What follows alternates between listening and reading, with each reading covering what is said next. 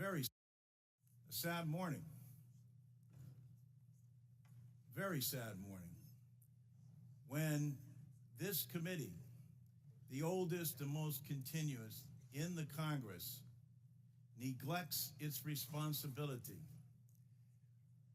and essentially holds this hearing today to block any further discussion. The men and women on this committee are good people. They're honest and caring people.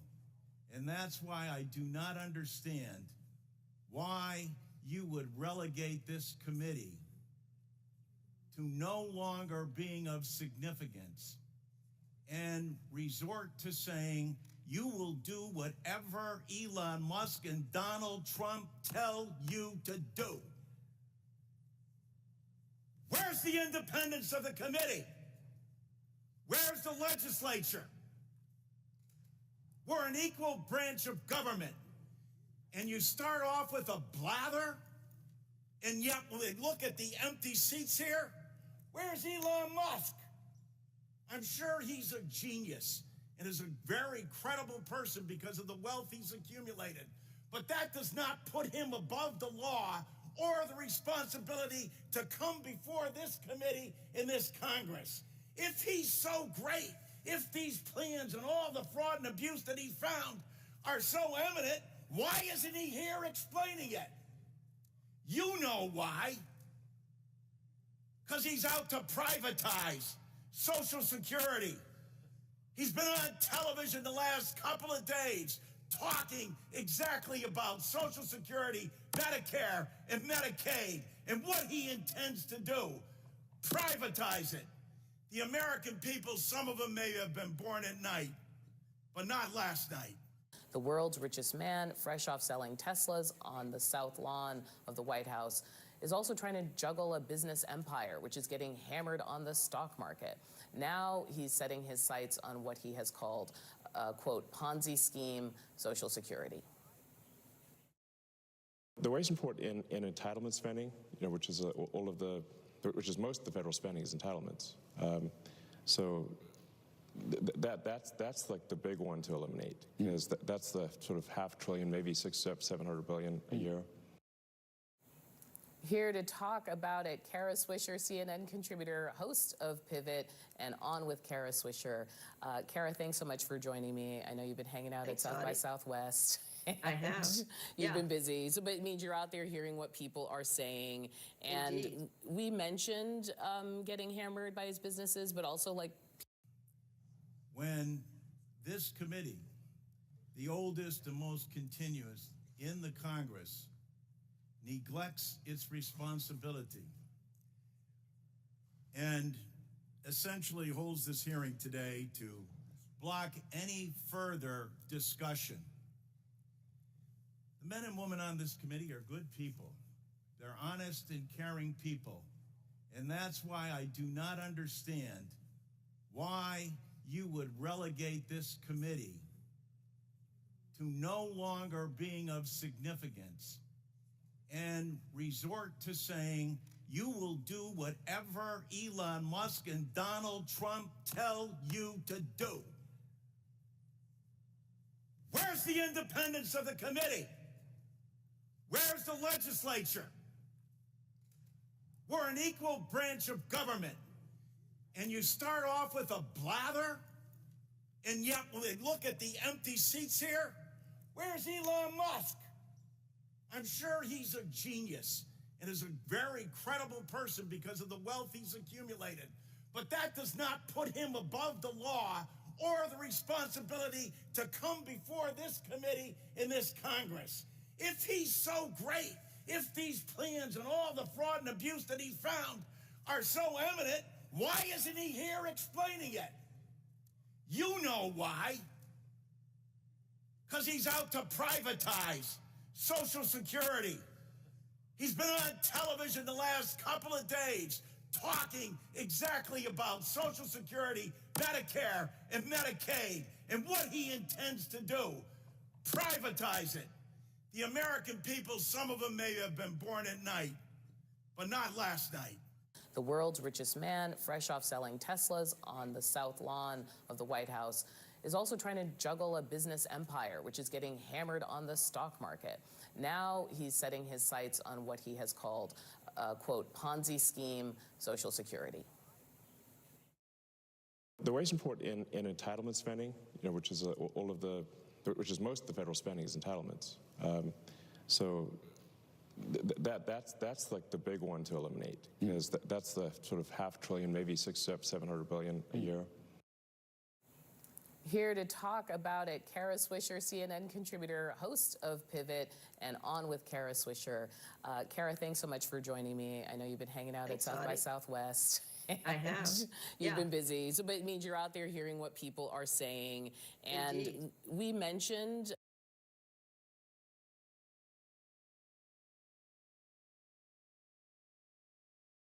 tariffs on the EU this week.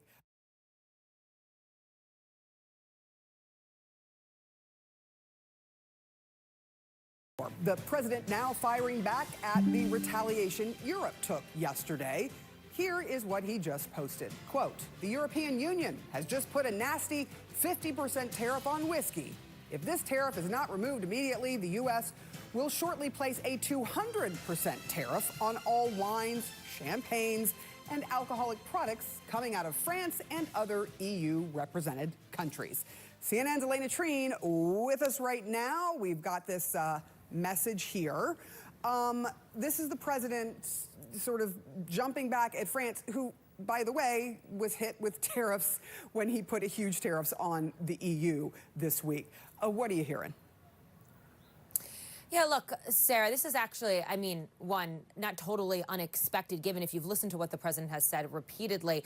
He really, and when I talk to Trump administration and White House officials, they essentially say that they believe that the president is right to put these tariffs on these different countries, and if they're going to retaliate with tariffs of their own, that he's going to punch back several times harder. And that is what we are seeing today with this announcement in this Truth Social post. I just want to read a little bit for you. He said he would impose a 200% tariff on alcoholic beverages from the EU. He said if this tariff is not removed immediately, that's the 50% tariff, that the European government had put on United States goods following the tariffs that Trump had initially placed on all steel and aluminum coming to the United States. He said if this tariff is not removed immediately, the U.S. will shortly place a 200% tariff on all wines, champagnes, and alcoholic products coming out of France and other EU-represented countries. He went on to argue that this would be great for the wine and champagne business in the United States. But look, I think this shows, this approach that the president and his administration is taking, shows just how quickly some of this tariff policy can get out of hand. We are really seeing this not only stop-and-go approach, but also this tit-for-tat retaliation back and forth with a lot of these different allies of the United States that are beginning to really not only obviously affect the markets, which we have seen on a downward spiral for the last couple of days now, but also the relationships that the United States have with these different trading partners. Now, I do also want to point out, though, how Donald Trump sees this as a negotiating tactic. He made that very clear yesterday in the Oval Office. And part of that negotiation we are going to see continue today when Commerce Secretary Howard Lutnick and the United States Trade Representative Jamieson Green is going to meet with some of Canada's top officials, Sarah. Yeah, I mean, look, Elena, when you consider this, I've never thought I'd ever had to say this, but there might be a run on champagne because France is the only one that officially has the champagne as a name. Everything else is sparkling wine. We will see what happens here, but this is what a trade war is. If you start and someone else responds, you're then in the middle of a big fight. Elena Treen, thank you so much for your reporting there from the White House for us. I want to get straight to the breaking news, which is Donald Trump is threatening even bigger tariffs on Europe because of the EU responding and France responding to the initial tariffs, saying that they're going to put a 50% tariff on U.S. alcohol. Trump now saying he's going to put a 200% tariff on any of the alcoholic beverages coming from France. I want to let you both listen to what we heard from Tommy Tuberville before Donald Trump made this new fight even stronger. Here's what he said about how Americans should be responding to the tariffs. No pain, no gain. That's what we used to tell our football players. There's going to be some pain with tariffs. But tariffs got us back as the strongest economy in the world when President Trump was in the first time. He knows what he's doing. Democrats, get out of the way. Shut up. You have no answers. Zolan, what do you think about what you're hearing from Tommy Tuberville telling Democrats, look, you get out of the way, you don't have any answers, and everyone else who is looking at these tariffs, when you look at the polling, says we don't like them? You know, one of the more significant changes when it comes to the rhetoric of Republicans and allies of President Trump and Trump himself has been the remarks about consumer prices and almost the message to voters about what to expect in terms of the pain, the economic pain that they may feel.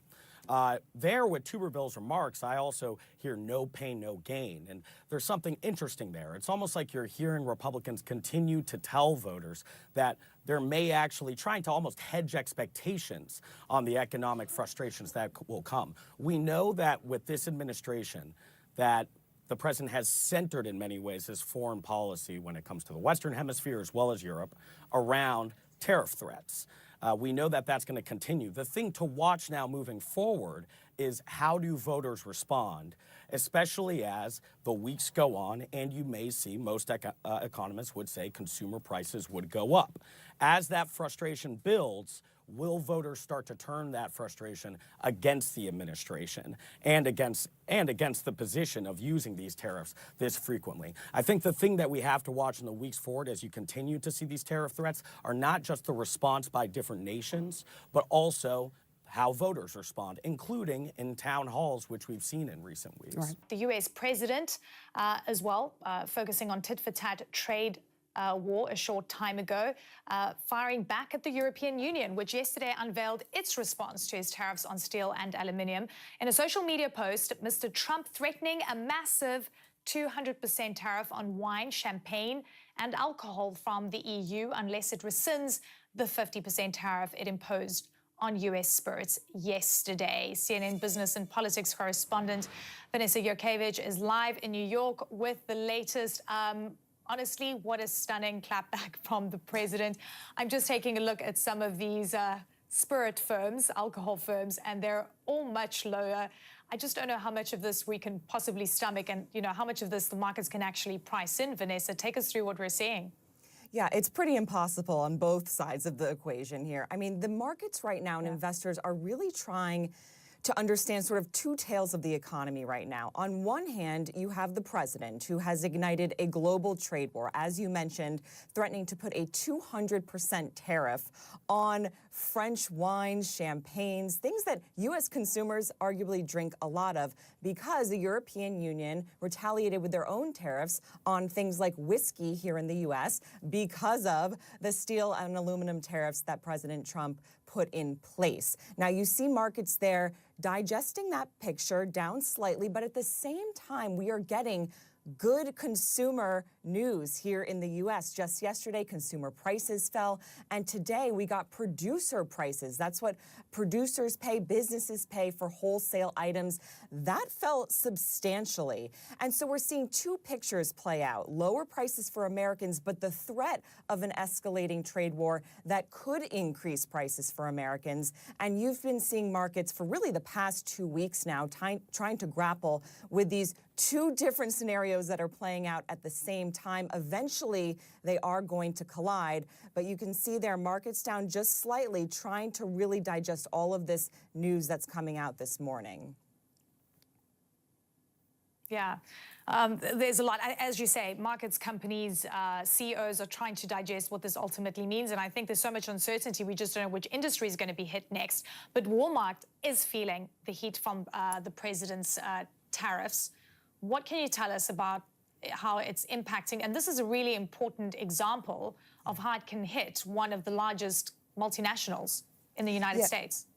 Yeah, exactly. And Walmart is often considered the bellwether for the U.S. economy here in the U.S. because so many people shop at Walmart for affordable prices. But we're learning that Chinese officials are telling CNN that Walmart executives were in the country trying to get the producers there to lower their prices to offset tariffs because at the end of the day, it's consumers that are going to have to pay those higher prices. So Walmart executives were in the country talking to producers, trying to get them to lower prices on production. And this is something that does happen regularly. Big companies are always trying to negotiate prices with their producers of products. But the different scenario that we're in right now is that there is a very high tariff on exports coming from China to the U.S., 30% and upwards. So Walmart, for their part, says that they were doing this to try to save their consumers money. Here's what they said in a statement. They said, our conversation with suppliers are all aimed at making our purpose a reality for millions of customers, and we will continue to work closely with them to find the best way forward during these uncertain times. Now, Walmart is not the only company. Yeah, no, I was just saying Walmart's not the only company grappling with this. Yeah. Yeah, I wanted to say they're all going to be reviewing their supply chains, right? Mm-hmm. That's the point, you know, to try and figure out how they can localize. Yeah, and we know that in the first trade war, let's say in 2018, a lot of companies did make the move to move a lot of their supply chain out of China when there were tariffs and reciprocal tariffs going back and forth. But ultimately, the U.S. relies so much on production out of China. It is very difficult to move entire supply chains. We know that businesses in the past couple months have been looking into this. But for Walmart, really the biggest retailer here in the U.S., to be struggling with these tariffs, that certainly says a lot.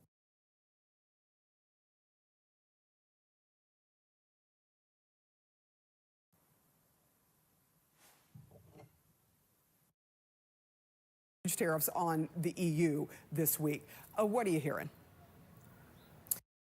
A sad morning. Very sad morning. When this committee, the oldest and most continuous in the Congress, neglects its responsibility and essentially holds this hearing today to block any further discussion. The men and women on this committee are good people.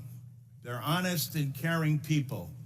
And that's why I do not understand why you would relegate this committee to no longer being of significance and resort to saying you will do whatever Elon Musk and Donald Trump tell you to do. Where's the independence of the committee? Where's the legislature? We're an equal branch of government. And you start off with a blather, and yet when they look at the empty seats here, where's Elon Musk? I'm sure he's a genius and is a very credible person because of the wealth he's accumulated. But that does not put him above the law or the responsibility to come before this committee in this Congress. If he's so great, if these plans and all the fraud and abuse that he's found are so evident, why isn't he here explaining it? You know why. Because he's out to privatize Social Security. He's been on television the last couple of days talking exactly about Social Security, Medicare, and Medicaid, and what he intends to do. Privatize it. The American people, some of them may have been born at night, but not last night. The world's richest man, fresh off selling Teslas on the south lawn of the White House, is also trying to juggle a business empire, which is getting hammered on the stock market. Now, I'm happy to report that Congressman John Larson is definitely back and at full strength. He has been eating his proverbial Wheaties. He appears to be very hydrated, very energized, and may I suggest you get out of his way. Watch this. Men and women on this committee are good people. They're honest and caring people. And that's why I do not understand why you would relegate this committee to no longer being of significance and resort to saying you will do whatever Elon Musk and Donald Trump tell you to do.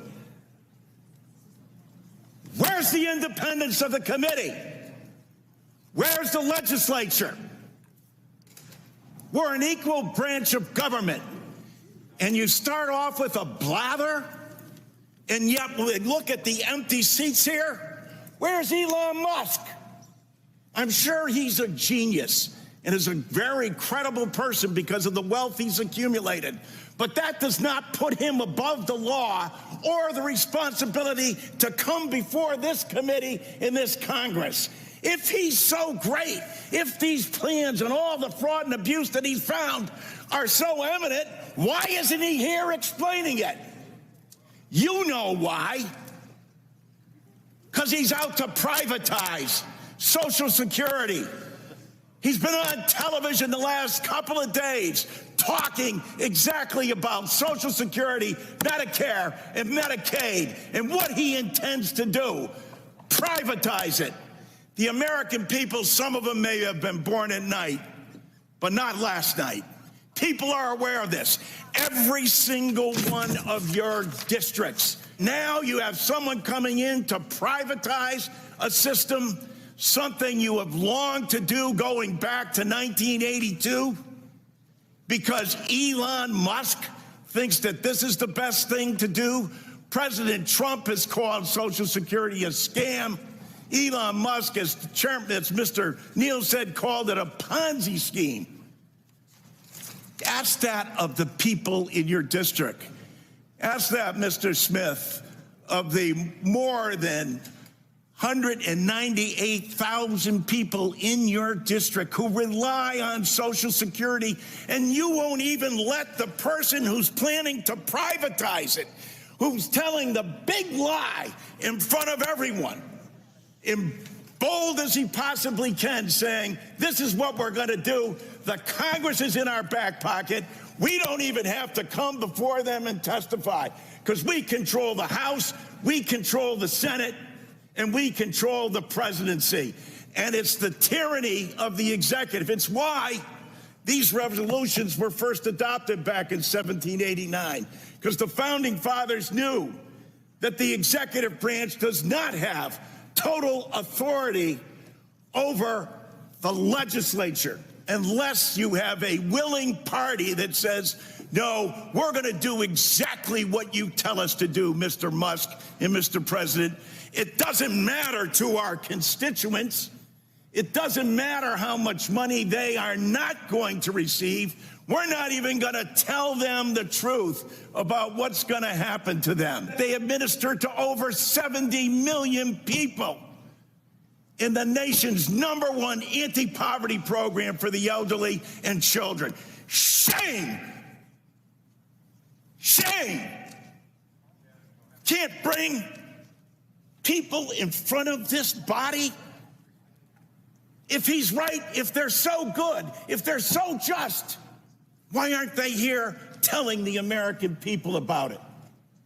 They're not, because you know the truth. It's about privatization. I yield back. That is veteran Democratic Congressman John Larson of Connecticut, just ripping the bark off today about Social Security and what Republicans are really doing here. And indeed, as he was ripping that bark off in Congress, look at what the Washington Post was publishing just down the road. Quote, Social Security facing pressure from DOJ weighs big cuts to phone service. Agency considers ending phone program that is used by millions of elderly and disabled Americans. One gobsmacked Social Security Administration employee told the Post today that this radical change, this radical cut to services that they were moving on in the Trump administration, quote, would be the single largest service disruption in agency history ever. The single largest service disruption in Social Security ever. Elon Musk's plan for Social Security was to, quote, end telephone service for claims processing, instead directing elderly and disabled people to the internet and to in-person field offices. Quote, the agency's toll-free number is a mainstay for older customers who do not have online access or who have trouble navigating the internet. About 40% of the claims that get made to Social Security are made over the phone, using this phone line that Elon Musk now wants to kill. 40% of the claims at the agency. And naturally, this move to close the phone line and instead force old people and disabled people to go in person to in-person field offices, naturally, that comes as Donald Trump is firing 7,000 people who work at Social Security and closing tons of the aforementioned field offices. President Biden's Social Security Administrator, former Maryland Governor Martin O'Malley, ripped the bark off himself in his comments to the Post on this planned cut. Quote, "It would certainly appear," he said, "that they're trying to break the capacity of the agency to serve its customers. And I suppose if they're trying to dismember the agency, liquidate its assets, sell pieces of it to their billionaire friends to run, they have to discredit the agency in the eyes of its customers, and they do that by breaking its ability to serve." The Post says, quote, "The DOJ-driven proposal to shift all claims processing online and to in-person offices has spurred pushback internally," employees said, and from outside experts, for the same reasons, that it would be likely to imperil millions of Americans' ability to receive their earned benefits. This is what they're doing. This is what's going on. And so this is what happens today. Congressman John Larson, who I just showed you, screams his freaking head off in Congress about it this morning. Screams at them. And then at noon, the Washington Post publishes this horror movie script about their plan, indeed, to rip the guts out of Social Security. Beyond firing everybody, which they're already doing, right? Beyond closing the field offices, they're now making it so that old and disabled people literally cannot. Let's DCR. But there's a Republicans should want to do this. But there's a they should want this. They have their priorities in the appropriations bills. That's in there. These appropriations bills came out of the subcommittee with bipartisan votes. But would you vote for cloture to get on to a debate? I haven't made a decision about that. That was Democratic Senator Mark Kelly weighing in on the fight over the House GOP's stopgap spending bill. Lawmakers face a deadline of tomorrow to avert a government shutdown. Let's bring in House Minority Leader, Democratic. So happening today, the Secretary of Commerce, Howard Lutnick, will be sitting down with the Premier of Ontario and the Canadian Finance Minister. The focus very clearly the trade war. The tariffs already implemented. The tariffs that President Trump has teased are still to come on April 2nd. What would typically be a non-headline grabbing get-together between two allies is now a high-stakes face-to-face. Because Trump's with this meeting and this gathering today. And about the tariff whiplash that the world has witnessed in just the last few weeks, Donald Trump now has this to say. I have the right to adjust. It's called flexibility. It's not called inconsistency. It's called flexibility. But there will be very little flexibility once we start. April 2nd is going to be a very big day for the United States of America. The United States of America is going to take back a lot of what was stolen from it by other countries. Joining me right now is the former Deputy Prime Minister of Canada, the former Minister of Finance, Chrystia Freeland. It's really good to have you here. It's great to be with you. Thank you so much for coming in. The president says it's flexibility. It's not inconsistency, this whiplash. What do you call it?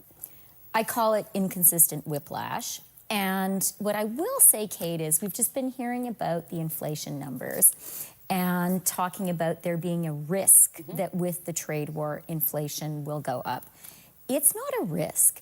It is a certainty. The Wall Street Journal is entirely right in saying a trade war between Canada and the United States is the dumbest thing ever.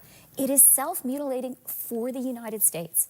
You know, if the U.S. moves ahead with this trade war with Canada, groceries are going to be more expensive, energy is going to be more expensive, the stock market is going to continue to tank, and America will be pushed into a recession for no reason at all.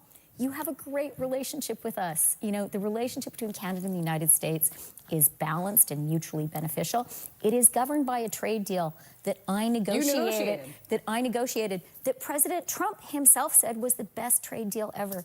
So this is so entirely pointless and it's going to hurt Americans. It's going to hurt the people who voted for Donald Trump, because I don't think they voted to pay more for their groceries. I don't think they voted to pay more for their gas. I don't think they voted to lose their jobs, and that's what this is going to do. They actually voted for him to do the exact opposite of that. I want to ask you about USMCA actually in a second, but we did just get the President Trump's latest take on the trade war, talking about the EU and talking about the 50% tariff that they're going to be implementing on American whiskey.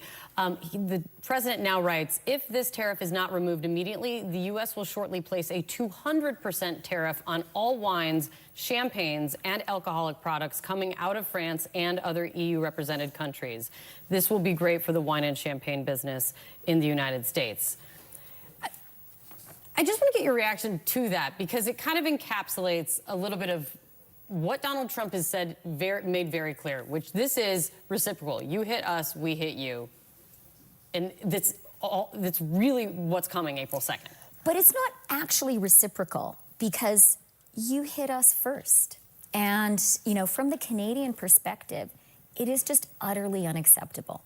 If you hit us, we will hit back. And something Americans need to understand about Canada is, like, I don't think Americans think about Canada all that much. That is fine with us. We don't mind. We are not narcissists. But when you do think about Canada, I think you kind of think we're really big and Canada is small. To a point, because the reality is Canada has leverage in this economic relationship. We are the largest export market for the United States by far. Canada is a more important export market for the U.S. than China, Japan, the UK, and France combined. And like, you guys are the country that invented the phrase, the customer is always right. Well, we're your biggest customer. And at first we were hurt by all of this, but now I would say Canadians are angry. How far, so Mark Carney's about to be sworn in as Prime Minister. You know him well. Do you think he can handle Donald Trump? 100%. Because he's Mark coming is going to be a fantastic Prime Minister. He's the leader of my party. He has my full support. He is going to be terrific. And he has started off on a very, very good, clear note. He has said, you need to respect us. And I would say that is the view of all Canadians. You have to remember, Kate, that our sovereignty is now being challenged. And that is not acceptable for Canadians. Our sovereignty is not negotiable. How would you describe how far Canada is ready and willing to take this if Donald Trump does not back down? He's shown no signs of it. Canada will not escalate, but we will not back down. And that is the view of the entire country. We know that capitulation is not a negotiating strategy. We know that if someone bullies you, you have to stand strong. So I can assure you and all Americans, actually, we like you. We have had a win-win relationship for our entire history, and it would be great to get back to that. But if you hit us, we will hit back, and we will not treat our sovereignty as a joke, ever. As you mentioned, you negotiated USMCA, United States, Mexico, Canada Agreement, with the first Trump administration. It earned you a lot of attention from Donald Trump himself. That was part of, I know when you were campaigning, that was part of your platform. Is an updated version of USMCA, do you think, a pathway out of this? And also, after negotiating that, can you believe that we are here today? So I absolutely think trade agreements can always be updated and improved. The USMCA was an updated and improved NAFTA. Right. And actually, the USMCA, the agreement that currently governs our trade, has this unique quality that both Nancy Pelosi and Donald Trump supported it. That's a pretty big deal. It governs a trading relationship that is balanced and mutually beneficial. For sure, you can always update agreements and make them even better. But I think the fundamental thing that Americans need to understand, and I'm talking about, like, not the government, but the people watching, is your relationship with Canada, your economic relationship, it's good for you. The trade between our countries is balanced and mutually beneficial. The stuff you buy from us, you don't buy it like out of the goodness of your heart. You buy our energy because you need it. I think you're from Indiana, right, Kate? Okay, so 80% of the potash that American farmers use, and that is fertilizer. Right. You buy from us. You need that too. Uranium for your nuclear reactors. You buy that from us. So you need the stuff that you buy from us. It's good for you that you get it. There is no country that is a better friend and a more reliable ally than Canada. And at the same time, we're your biggest market.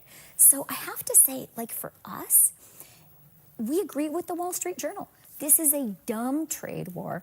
It is utterly absurd.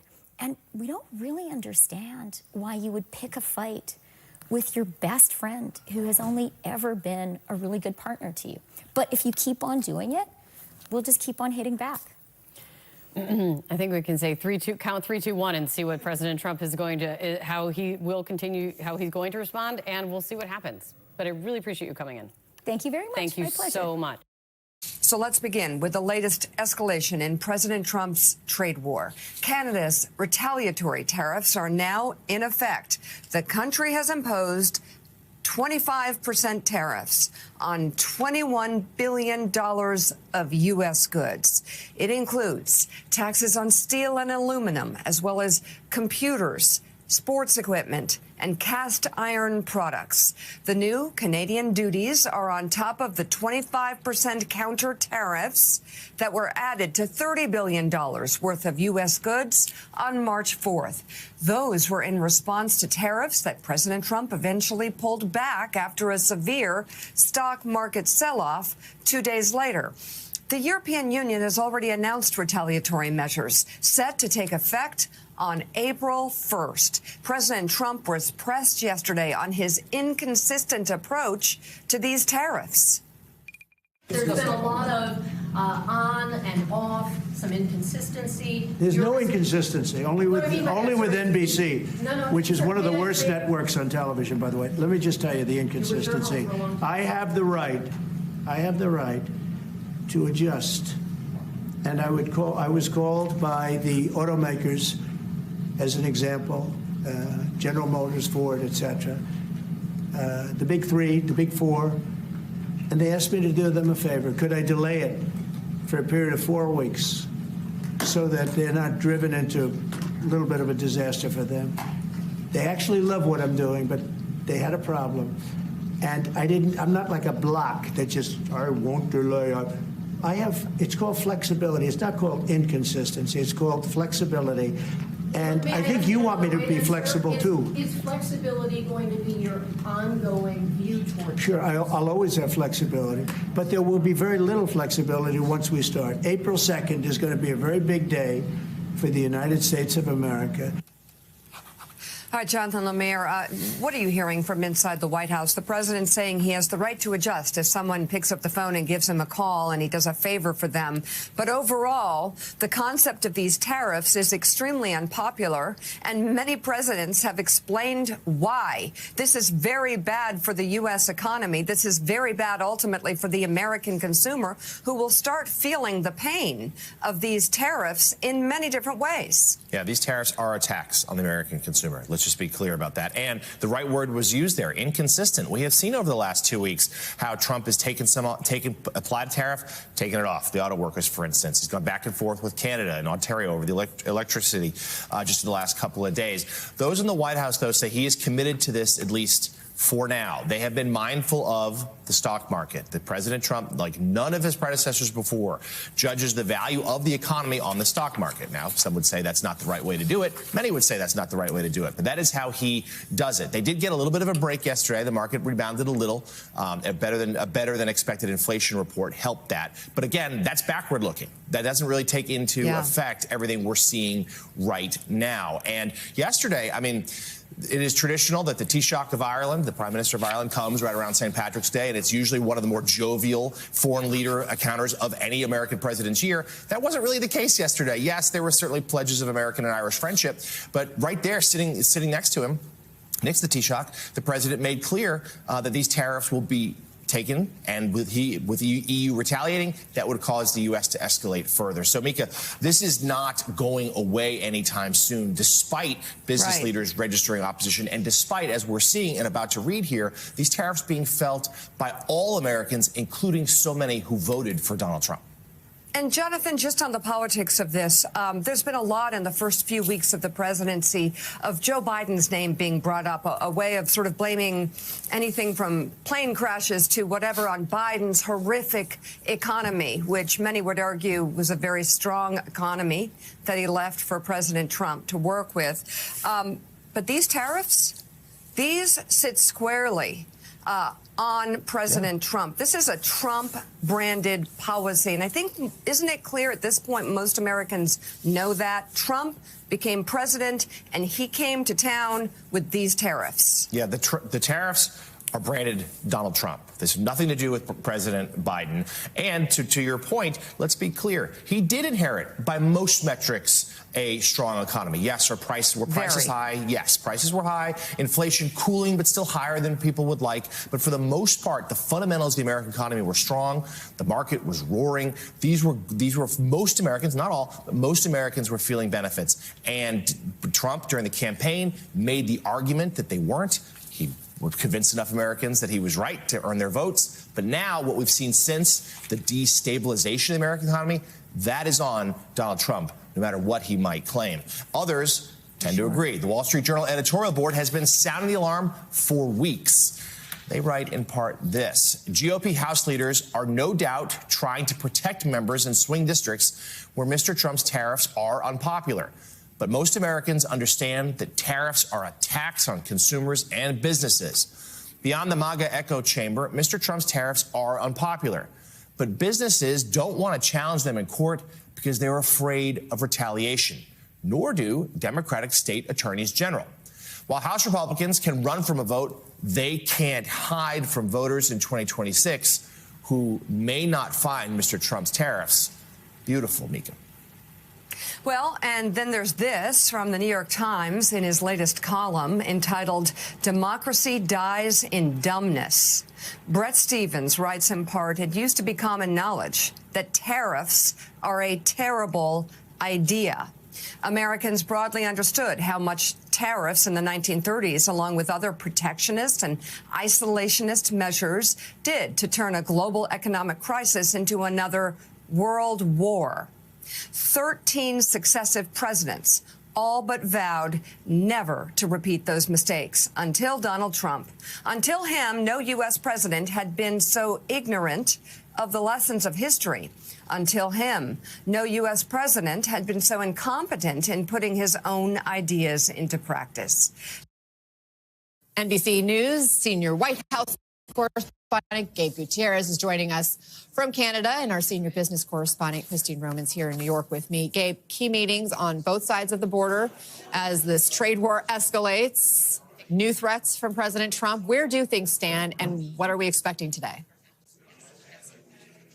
Hi there, Anna. Good morning. Well, yes, this G7 foreign ministers meeting is just getting underway today. We just had that family photo, as they call it, here with foreign ministers, Secretary of State Marco Rubio arriving and already meeting first thing with Canada's foreign minister as well. Certainly very awkward situation here with all this, all these tariff threats looming over this foreign ministers meeting. So far, Secretary Rubio only mentioning, talking about Ukraine, and Russia's war there. And one of the top topics that will be discussed today will also be China and the Indo-Pacific. But really, behind closed doors, what we expect is Canadian officials to really ramp up the pressure on the U.S. delegation about this tariff threat. You mentioned just this morning President Trump coming out and posting on social media, calling the EU abusive for its retaliatory tariffs, and now threatening that 200% tariff on alcohol coming from overseas. This is something that is not letting down. And as you said,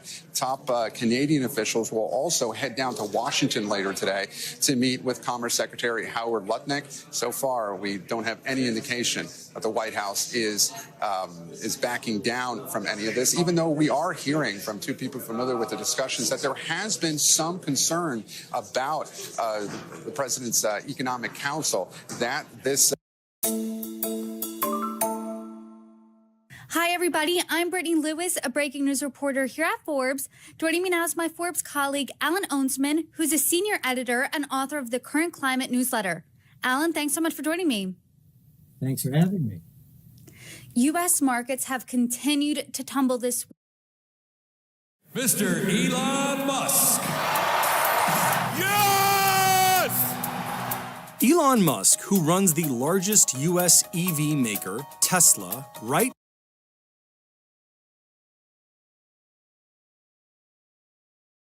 now might be closer than anyone in the world to President Donald Trump. We talk almost every day. And President Trump has already taken steps to roll back the federal programs that support Tesla's main product. Some say that could be disastrous for the company. There's no way you can spin this positive. It's a huge negative for Tesla. He funds the rest of his empire through Tesla stock sales or Tesla borrowing against Tesla stock. Cut off your nose and spite your face doesn't make a lot of sense, but it's all about power for Elon. On the other hand, Tesla has been moving into autonomous vehicles and robotics, new businesses that bullish investors say could double Tesla's market value. You think another $1 trillion in market cap from here?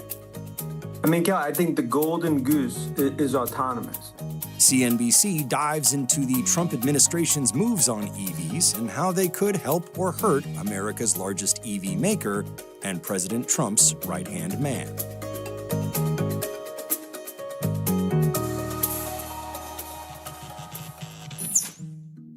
What's this one? That's unleashing American energy, sir. On January 20th, the Trump administration issued an executive order that took aim at a variety of green government policies. Many that have helped Tesla and continue to help it are on the chopping block. The order states the administration's aim to eliminate subsidies for EVs, prevent states from setting their own EV targets, and pause the disbursement of funds for EV charging stations, among other things. Trump's head of transportation, Sean Duffy, is also looking to roll back federal rules that limit vehicle emissions. There are, of course, questions as to how much Trump can do and how much Republicans are going to want to do. Some rules, like the EV tax credits for buyers, are in the Inflation Reduction Act of 2022. Repealing those would take an act of Congress. But there are other means at the administration's disposal. Say you are a company that has an approved loan from the Department of Energy that hasn't been funded yet. You're a small company that's relying on a DOE loan and they decide not to fund it. What's your recourse? This comes, of course, after automakers have announced investments worth more than $200 billion in American EV and EV battery manufacturing over the past decade. You're going to see a recalibration, for sure. I would be surprised if you'd see a total unwinding just because that would be detrimental to so many parts of the country, particularly districts that are represented by Republicans. I think that some other CEOs sitting in China and other parts of the world are sitting there and smiling because while here the uncertainty is slowing down changes and innovation, over there it's not. And by the time we will get our act together and figure out what's going on, they will take over the global market. There are two ways to interpret how all this affects Tesla. Think of the first as the bear case.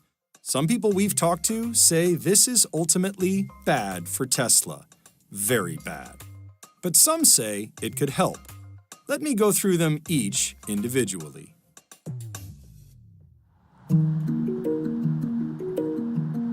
EVs are eligible for a $7,500 tax credit under the Inflation Reduction Act, passed by Congress in 2022.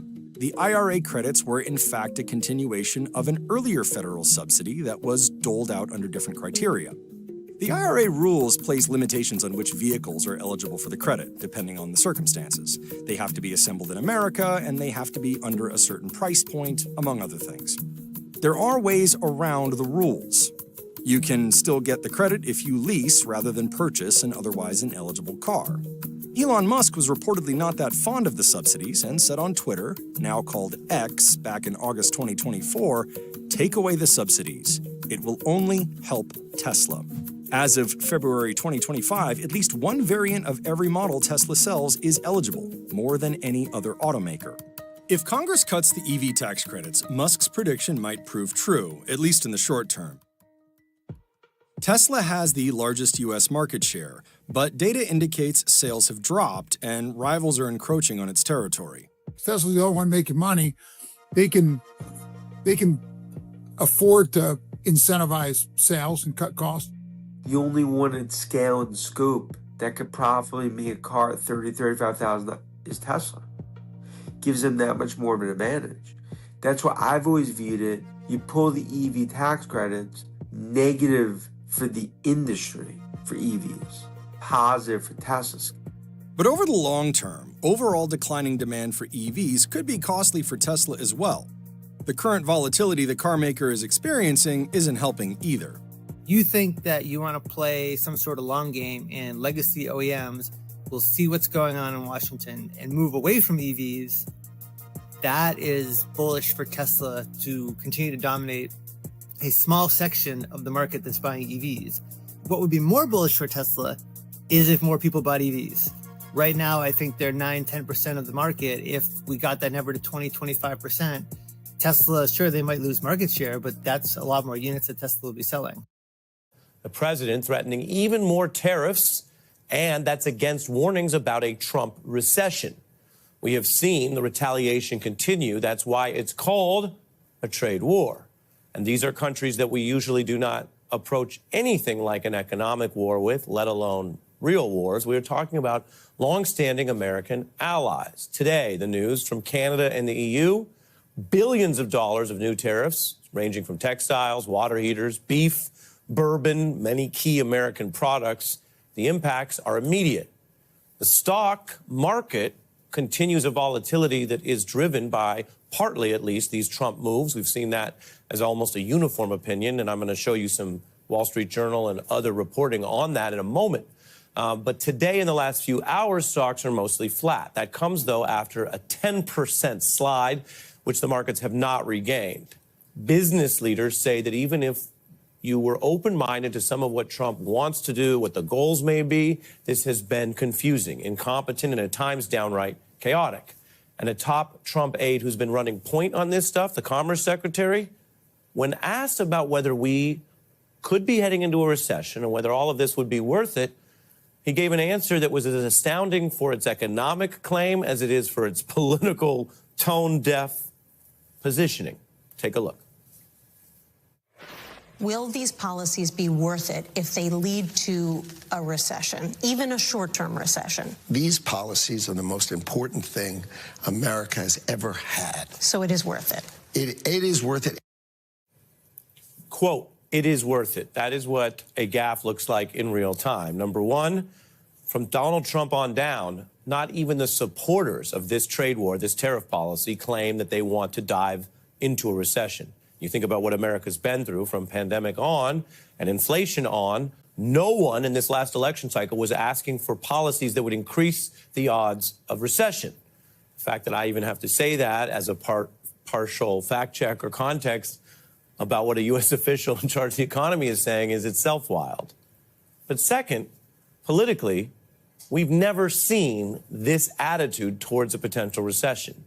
Not from the Commerce Secretary Lutnick and not from Donald Trump himself, who over the weekend failed to calm markets by basically saying, hey, we'll see what happens, and we might have to buckle up for some tough stuff. Now, why does this seem like such an extreme, hard-edged economic version of Trumpism, even more hardcore than really the economic agenda of the first Trump term? Well, one of the answers relates to something you probably know about if you follow the news, which is many of the moderating influences from law and the Justice Department to economics that we're talking about right now to foreign policy. Some of those folks who were around, the so-called adults in the first term, most of them are gone. What's left are people who, after an insurrection and all those indictments and all those other Trump problems, the people who still stand 100 with everything Donald Trump has been exposed to be, from ethics to policy. There are a lot of unsettled people. Sure. Let's first of all put this marker down. To the extent that the media fuels the recession, inflation kind of talk. Concerns over tariffs apparently had little effect on U.S. wholesale prices for the month of February. The producer price index stayed flat last month, showing only a jump of 3.2%. Industry experts had predicted a bigger jump. But with the new tariffs in the mix, there's, of course, uncertainty about what comes next. So let's bring in CBS News Money Watch correspondent Kelly O'Grady, who's here in Studio 55 to break it down for us. So let's talk PPI first, Kelly. People were expecting an increase. Is it, I guess, too early to see an impact on these tariffs, which are just only now going into effect? Yeah, so we would have expected to see a little bit of an impact from the tariffs. Remember, we had a 10% tariff originally on China that went into effect early February. So this would, in theory, have captured that piece of it. Because remember, the producer price index, this tracks what businesses, their costs, how they're moving. And so they would have likely paid more to import goods from China with that tariff. That being said, all of the other ones, the ones where we're expecting to feel more pain, like that extra tariff on China, as well as the aluminum and steel tariffs, and then the reciprocal tariffs are coming. None of that is reflected in this. Look, this was a good report in general. It comes after the CPI we talked about yesterday, that we're seeing that tick down. I think what's going to be really interesting is how the Fed is going to look at this data, because you are seeing slowing consumer spending, consumer sentiment. We're going to get another read tomorrow rather, but then you also have inflation going down, but the wild card of tariffs. So they're really just kind of looking at this. It's probably going to be a wait and see, but that's a tough spot to be in. And what about jobs? What are the numbers looking like there? Well, we got the jobs report about a week ago or so, and employment was 4.1%. That's relatively good. It was a relatively strong job market. We had less roles opening, but we did have more manufacturing jobs. There were bright spots there. So I think that is staying relatively steady. But then we go back to this uncertainty around tariffs. You have businesses who are saying, do I hire more? Do I maybe lay off because I'm going to have an increase in my costs with tariffs? There's just so much uncertainty there that I think the bigger picture when it comes to inflation and jobs is going to develop over the next couple of months. So let's talk about actual products that will be affected. I know that the president today is saying that he's going to put tariffs on wine and champagne if Europe doesn't come around to his way of thinking because of the way that they've imposed tariffs on whiskey. What are you hearing about that?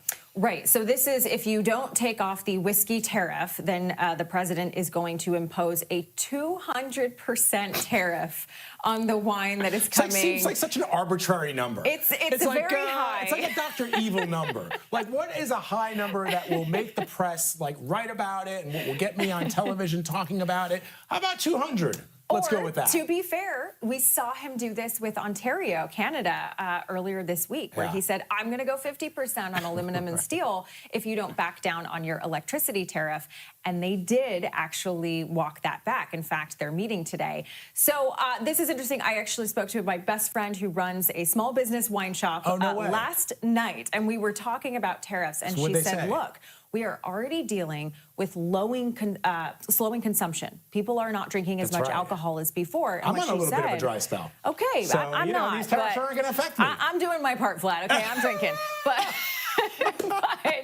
what she said was that higher-end customer that really likes the wine from France and Italy, they're not very price sensitive. So she was saying, look, if we get a 25% tariff, it's not going to be a big deal. I spoke to her this morning. Wait a second. I like wine from France and Italy. I'm not price sensitive. I'm taste sensitive. Okay. Taste sensitive. But what she said is, I spoke with her again this morning, a 200% tariff would really just crush her business. So the hope is this is a negotiation tactic. But Kelly, just again, to be clear for people to understand, the president keeps saying that he's imposing these tariffs, but you and I, even though you're a friend, you would pay higher prices for French champagne and Italian wine because those tariffs are paid not by the country that's exporting them, but the country importing them. Right. It would crush her business because she would have to pay that import tax and then would likely have to pass that on to customers. I'm not buying the high-end French wine. I'm buying the low wine for those customers that are. Box wine for everybody. When you come to my house, you're getting wine in boxes. Kelly, always great to have you here. He's like, it's true. That's what he serves. Thank you, Kelly. Good evening from Singapore, Carl, where I'm here for the Converge conference at CNBC. And good morning to you, Mr. Secretary in Washington. Thank you for joining us. Good morning, Sarah. Well, let's start right there, because Carl just went through the markets. It's another sort of turbulent day here. The volatility has really picked up. We're down another more than 3.5% for the week, almost 10% from the recent highs. I know that you guys have brushed this off, but I do wonder if you're starting to get concerned now that these losses are picking up. Well, look, Sarah, what we're focused on is we're focused on the real economy. Can we create an environment where there are long-term gains in the market and long-term gains for the American people? I think, having been in the markets for 35 years, I know the market is prone to big unwinds like this. I think we've seen a lot of position unwinding, and I can't really speak to that. I guess, and this has been consistent with your view, but 62% of Americans own stocks. I mean, it's near 20-year high. So how can the White House not be concerned about hardworking Americans' 401k plans? Look, Sarah, I didn't say we're not concerned. I'm not concerned about a little bit of volatility over 3 weeks, because if you look over the long term, the reason stocks are a safe and great investment is because you're looking over the long term. If you start looking at micro horizons, stocks become very risky. So we are focused over the medium long term, and I can't tell you that the market's going to go up today, tomorrow, next week, but I can tell you that if we put proper policies in place, it's going to lay the groundwork for both real income gains and job gains and continued asset gains. Understood that you're focused on the long term, and part of it is these tariffs, but now there's concerns about a possible government shutdown. Senate Minority Leader Chuck Schumer saying the Democrats are going to reject a government funding bill. We have this deadline tomorrow night. What is your expectation, Mr. Secretary, and how destructive would this be? Well, it'd be incredibly disruptive. And look, Sarah, I know you said you've been in Singapore all week, but I think the underreported story of since January 20th and of the past few weeks is this incredible Republican unity and this Democratic disarray. That we've seen Speaker Johnson get through with President Trump's help a tax bill, get it over the Senate. We saw a clean CR bill. And if Senator Schumer wants to reject it, hurt the American people, close down the government, and they're going to own any of the problems that go with it, including economic slowdown. And if this is all they got, then they ought to regather and think about what they're doing to the American people and the economy. You do think that a shutdown would cause economic harm? It can't be good. Yeah. I mean, look, the market's been really focused on tariffs, Mr. Secretary, and it's been another sort of up and down ride this week. A lot of uncertainty among business leaders. This morning, President Trump threatened a 200% tariff on Europe on wines, champagnes, and alcoholic products coming out of France and other EU countries. And I do wonder how that comes to be. Was this premeditated? Did you know about this? This is in retaliation to what Europe did, in retaliation to the steel and aluminum tariffs, but 200%? Look, I was with the Business Roundtable yesterday. I think it was 135 CEOs, and I talked to them about our plan, which includes tariffs, deregulation, and what I call reprivatizing the government, and bringing down this incredible level of government spending. And one or two items with one trading block, I'm not sure why that's a big deal for the markets. I think that the big deal for the market is just the not knowing what's next and what the target is necessarily going to be, and also not knowing where this stops. Because if we ratchet up tariffs, they retaliate, we go higher, then what?